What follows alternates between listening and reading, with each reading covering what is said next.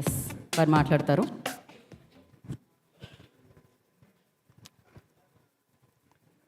అందరికీ నమస్కారం. సారంగపాణి జాతకం చాలామంది చూసుంటారు. ఈ మధ్యన రివ్యూస్ అవి చూస్తున్నాం. అందరూ చాలా బాగా ఎంజాయ్ చేస్తున్నారు. ఒక మంచి సినిమా రావాలి రావాలి రావాలి అని అందరం అనుకుంటాం. కానీ ఒక మంచి సినిమా వచ్చినప్పుడు వారం రోజులు ఓటీటీలో వచ్చేస్తుంది కదా అనుకుంటాం. చాలా తప్పు. ఎందుకంటే ఒక మంచి సినిమా వచ్చినప్పుడు మనం థియేటర్లో కూర్చుని కనుక దాన్ని ఎంకరేజ్ చేయకపోతే మనకు మళ్ళీ మంచి సినిమాలు రావు. కనుక మనము దాన్ని రియలైజ్ అవ్వాలి. ఒక మంచి సినిమా వచ్చినా దాన్ని బ్లాక్ బస్టర్ హిట్ చేయాలి. చేసినప్పుడు ఇలాంటి ఎన్నో మంచి సినిమాలు రావాలని మనం ఆశించవచ్చు, చూసి ఆనందించుకోవచ్చు.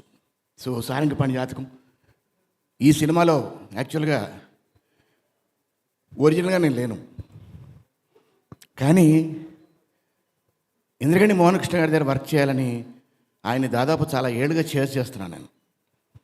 ఈ సినిమాకి సడన్గా ఫోన్ చేశారు. ఆయన ఫోన్ చేసి ఆయన ఏదో చెప్పబోయారు. ఏం చెప్పకండి సార్, వేషం ఉంది కదా చేస్తున్నానని చేశాను. ఎందుకంటే కొంతమంది డైరెక్టర్ల దగ్గర ఏం అడగకూడదు, చేసేయాలి అంతే.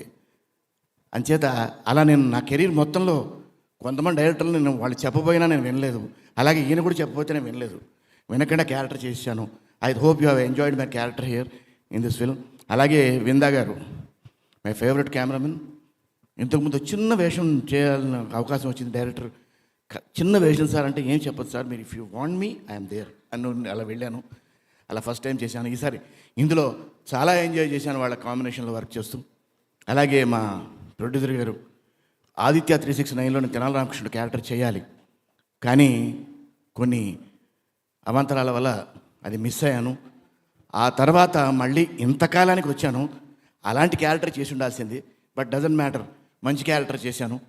సో ఈ సారంగపాణి జాతకం ఆడియన్స్ అందరూ చాలా మంచి హిట్ చేశారు. యునానిమస్ పాజిటివ్ టాక్ ఉంది. అలాగే యునానిమస్గా బ్లాక్ బస్టర్ చేయండి, సో దట్ మేమందరం కలిసి ఇంకా మంచి మంచి సినిమాలు ఇచ్చే అవకాశం ఉంటుంది. Good luck and good evening. Thank you very much. Thank you అండి. థ్యాంక్ యూ అశోక్ కుమార్ గారు.